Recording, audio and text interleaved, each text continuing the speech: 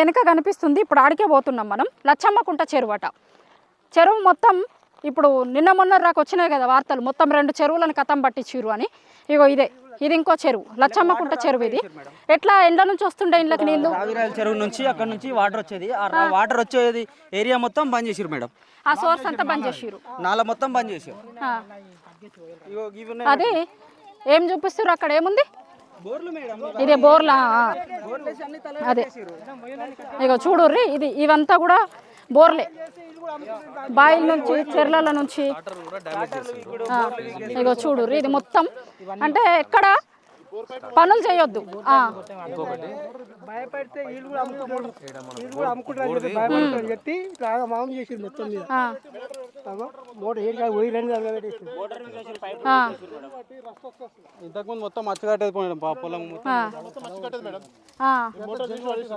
ఇక మొత్తం మోటార్లు ఎక్కడికక్కడ. అంటే ఎవరిది? 2 లక్షల రూపాయలు ఖర్చు అయినాయి మేడం ఈ మోటార్కి. అక్కడ వేసేది మేడం మోటార్ కోసం మొత్తం ఇక్కడ రాలేసి మేడం, ఇది మొత్తం రాళ్ళేసిరు. ఇంతకు ముందు ఆడ కూడా చూసినాం మనం, ఇంతకు ముందు చూసినాం కదా అట్లాంటిదే ఇక్కడ కూడా. ఇది మొత్తం ఇగో ఈ పైప్ ఉంది నీళ్లు పోయేది, ఇది మొత్తం దీనికి మొత్తం రాళ్ళేసి మొత్తం మూసేసిరు, మొత్తం మూసేసిరు. చెరువుని కథం పట్టించిరు, బోర్లని కథం పట్టించిరు. ఇగో ఇది బోర్ల మోటారు కథం పట్టించిరు. అగో అది చెరువు, నా వెనుక కనిపిస్తుంది చెరువు. మొత్తం గింతంత అయిపోయింది, మొత్తం లచ్చమ్మకుంట చెరువు మొత్తం కూడా అయిపోయింది. వేరే అటు రావిలాల నుంచి ఇటువైపుకి వచ్చేదట. ఆ మధ్యన రూట్ మొత్తం క్లోజ్ చేసిరు. చేసితో ఏమైంది, ఇక ఇంట్లోకి నీళ్ళు వచ్చే పరిస్థితి లేదు. ఈ చెరువు కూడా మొత్తం గింతంత ఏడికాడికి వచ్చేసి చిన్నగా అయిపోయింది. ఈ చెరువు కట్ట ఇప్పటిదాకా మనం నడుచుకుంటూ వచ్చింది మొత్తం చెరువు కట్ట. ఇది చెరువు. ఇగో ఇవి మోటార్ల పరిస్థితి. ఇది మళ్ళా పంట పొలాలు కాదు, ఈడ భూములు వీళ్ళవి కాదు, లేకపోతే పొలాలే చేయలేదు ఇంట్లో, ఇది మేమే తీసుకున్నాం, ఎన్నో ఏండ్ల నుంచి మా కంపెనీ చేతుల్లోనే ఉంది, మా దగ్గరే ఉంది అని మాట్లాడతారు. ఇక ఇంత సాక్ష్యాలు కనిపిస్తున్నా కూడా ఇంత బుకాయిస్తే ఇక ఏం చెప్తారు? ఇగో ఇప్పుడు చూడు, మనకి మళ్ళు కనిపిస్తాయి, ఒడ్లు కనిపిస్తాయి కదా, వరి వేసినప్పుడు ఒడ్డులు ఏడుకాడ కనిపిస్తాయి మనకి, ఒడ్లు కనిపిస్తున్నాయి. ఎట్లా దీంట్లో ఏడ చేస్తలేరు, ఇప్పుడు సాగు చేస్తలేరు, కానీ అంతకుముందు చేసినాయి. పడవ పడిపోయి ఇట్లా అయిపోయినాయి మొత్తం. ఇవన్నీ నిన్న మొన్న దాకా చేసినాయే, పొలాలు చేసినాయే. ఇగో చూడు, ఇప్పుడు ఇదంతా వడ్లు చెక్కి పొలాలు చేసినాయి కదా.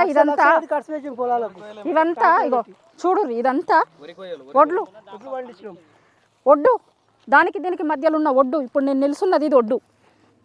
ఇగో వరి పండించిందే, ఇదంతా వరికి సంబంధించినయే. ఇగో ఇదంతా అప్పుడు చేసినాయి కదా, ఇదంతా పొలమే కదా. ఇగో గీన్ నుంచి గాడ చెరువు ఉండే, గీడ మోటార్లు పెట్టుకొని రైతులు గిళ్ళకి నీళ్లు తెచ్చుకొని పంట పొలాలు వేసుకొని చాలా ఏండ్ల నుంచి మేము ఇంట్లో వ్యవసాయం చేసుకున్నాం. మా తరాల నుంచి చేసుకున్నాం, మేము కాదు, మా అత్తమామల కాడ నుంచి, మా తాతల కాడ నుంచి 70-80 ఏండ్ల నుంచి మేము చేసినాం. మా భూముల్ని ఇయ్యాల రాత్రికి రాత్రి వచ్చి కంపెనీ వాళ్ళు తీసుకున్నారని. సరే కంపెనీ వాళ్ళు తీసుకున్నారు అంటారు కదా, మరి పేపర్లు ఏవి అంటే సమాధానం లేదు.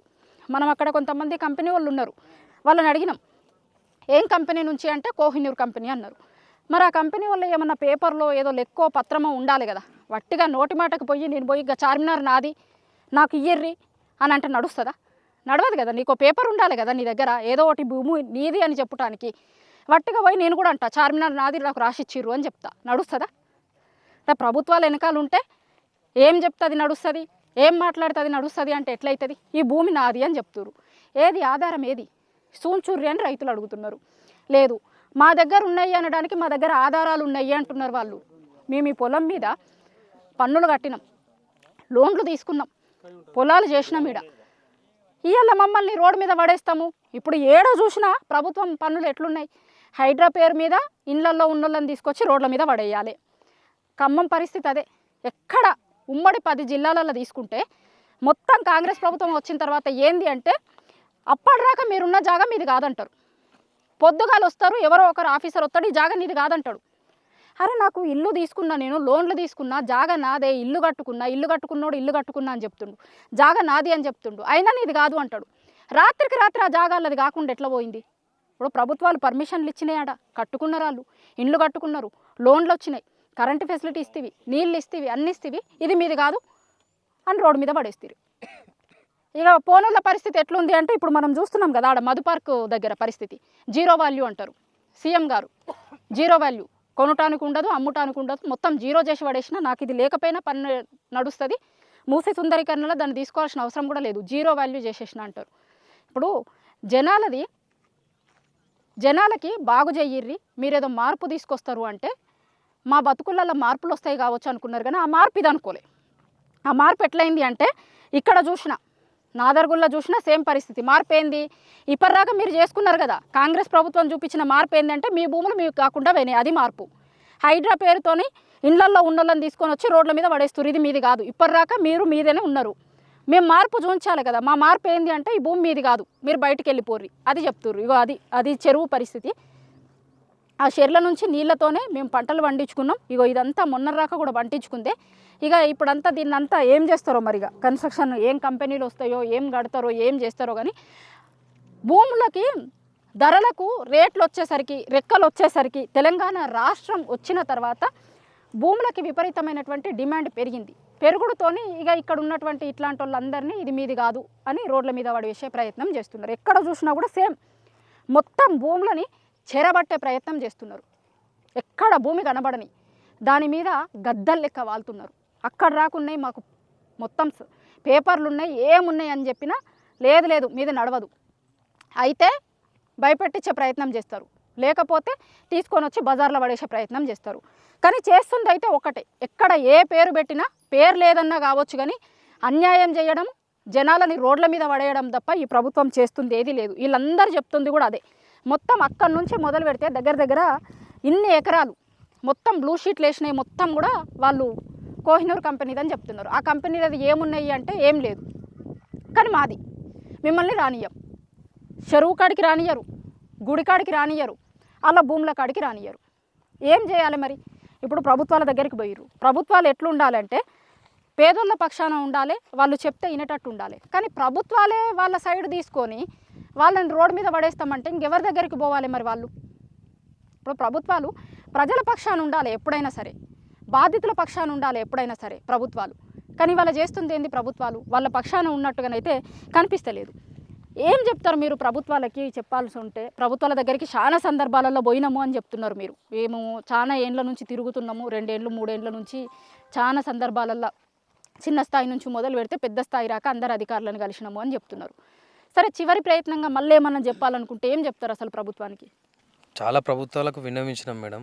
కాంగ్రెస్ గవర్నమెంటే మాకు ఇందిరాగాంధీ పీరియడ్లు ఇచ్చారు కాబట్టి మళ్ళీ ఇప్పుడు వాళ్ళే ఉన్నారు అధికారంలో కాబట్టి సర్కారు వారికి అధికారులకు వినమ్రంగా చెప్తా ఉన్నాం. సేద్యం చేస్తున్న 70 సంవత్సరాల నుంచి ఉన్న మాకు ఈ రైతులకు ఈ భూమిపై 373 ఎకరాలు, సర్వే నెంబర్ 613 119 నాదర్గులు, ఈ భూమి పైన సర్వ హక్కులు ఈ 150 మంది రైతులకు మాత్రమే హక్కులున్నాయి.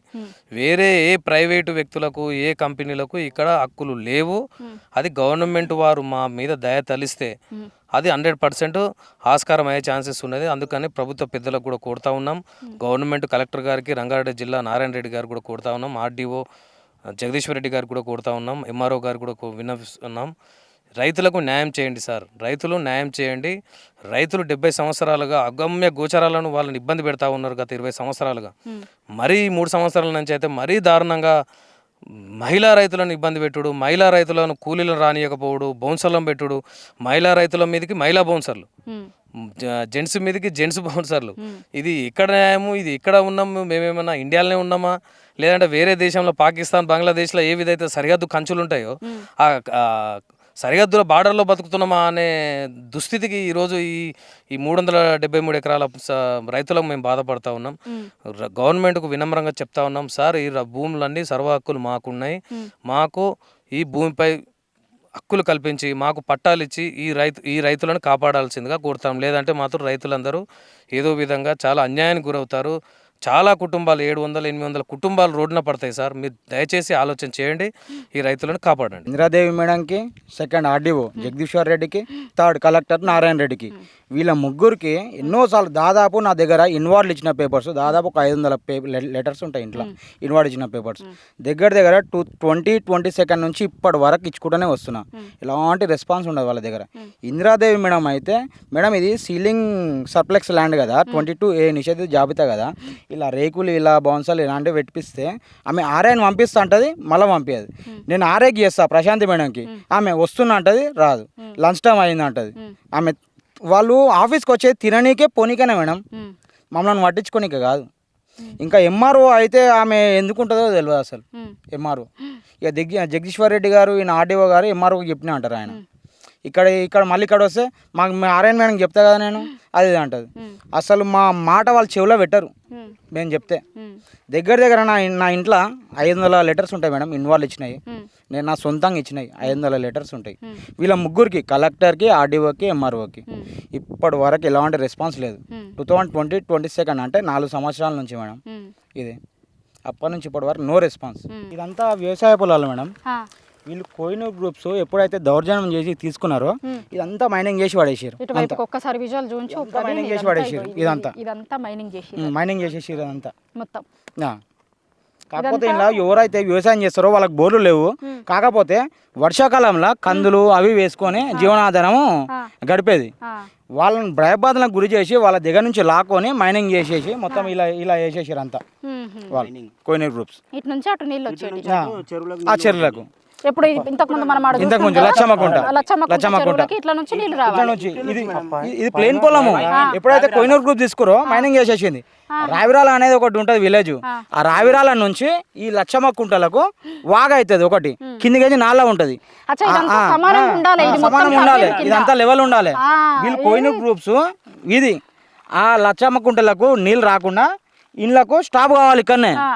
ఇక్కడనే ఇది చెరువు కాదు కదా మేడం, ఇది మ్యాన్ మేడ్ లేక్. ఇది మనిషి క్రియేట్ చేసిండు ఈ లేక్ని.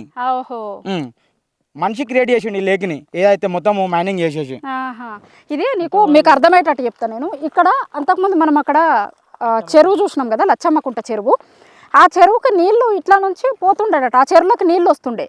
ఇప్పుడు ఇది మీకు ఇట్లా కిందికి కనిపిస్తుంది కదా మొత్తం, ఇది వీళ్ళు తవ్వింది, మైనింగ్ చేసి తవ్వింది. ఇదేం కిందికి ఇట్లా లొంత లెక్క ఉన్నది కాదు. ఇప్పుడు నేను ఎక్కడైతే నిల్చొని ఉన్నానో ఒక్కసారి విజువల్ మంచిగా చూపించండి. ఇప్పుడు మనం ఎక్కడైతే నిల్చొని ఉన్నామో దీంతో సమానంగా ఉండాలి. ఇది దీని లెవెల్ ఉండేది. ఇంత కిందికి తవ్విర్రు మొత్తం మట్టి 10 ఫీట్లు. అగో ఆ బండ కనిపిస్తుందా మీకు? ఆ బండ లెవెల్ ఉండాలి. ఇది కూడా ఆ బండల తవ్విన గుర్తులు కనిపిస్తున్నాయి చూసిరా మీకు? మట్టి ఎర్రెర్రగా ఉన్న వరకు మొత్తం భూమి ఉన్నది. ఇగో ఇదంతా కూడా ఇక్కడ మీరు చుట్టుపక్కల చూడుర్రి. ఈ పక్కనకి ఇది మొత్తం తవ్వి ఉన్నది చూసిరు. ఇగో ఇదంతా తవ్వి ఈ నీళ్ళకి వచ్చి ఇక్కడ నుంచి మళ్ళీ అటు పోయే ఆప్షన్ లేదు కదా. ఇక మొత్తం దగ్గర 10 ఫీట్లు ఉంటుందా? ఇది ఉంటుంది మేడం. అవును, ఈ 10 ఫీట్లు ఉంటుంది. ఈడ తవ్విర్రు, అండ్ల నుంచి వచ్చే నీళ్లు ఈడికి వచ్చేసి ఇక్కడ నుంచే ఉండిపోతాయి. ఇంత మీదకి వచ్చి ఈ నుంచి ఆడ ఆ చెరువులకు పోవు కదా. ఆ చెరువు నిండి ఉన్నదనుకోండి, మంచిగానే ఉంటే ఆడిగా వాళ్ళు మొత్తం వెంచర్ చేసుకోవడానికి, సాఫ్ చేసుకోవడానికి వీలు కాదు కదా. అందుకోసం మరి ఎక్కడికక్కడ మొత్తం తవ్విర్రు. అటు చూడుర్రు ఒకసారి, అక్కడ కూడా తవ్విర్రు. ఏంది ఈ నీళ్ళన్నీ ఆడరాక పోవద్దు, చెరువు అక్కడ ఎండిపోవాలి. అంటే ఇక్కడ నుంచి నీళ్లు పోకపోతే నీళ్ళ సోర్స్ కట్ చేసిర్రు. ఎక్కడికక్కడ ఇక్కడ నుంచి పోయే సోర్స్ ని కట్ చేసిర్రు. అక్కడ ఒక గుంత కనిపిస్తుంది మీకు. ఇక్కడైతే ఇది ఎక్కడికక్కడ ఇక విధ్వంసం అంటారు చూసిర్రు. అట్లా చూపెట్టిన గన్నెట్లు కూడా ఇవి అన్ని దొవ్వి గన్నెట్లను తీసుకొని అవి గన్నెట్లు రెడీ చేసుకోరు మేడం. ఇదంతా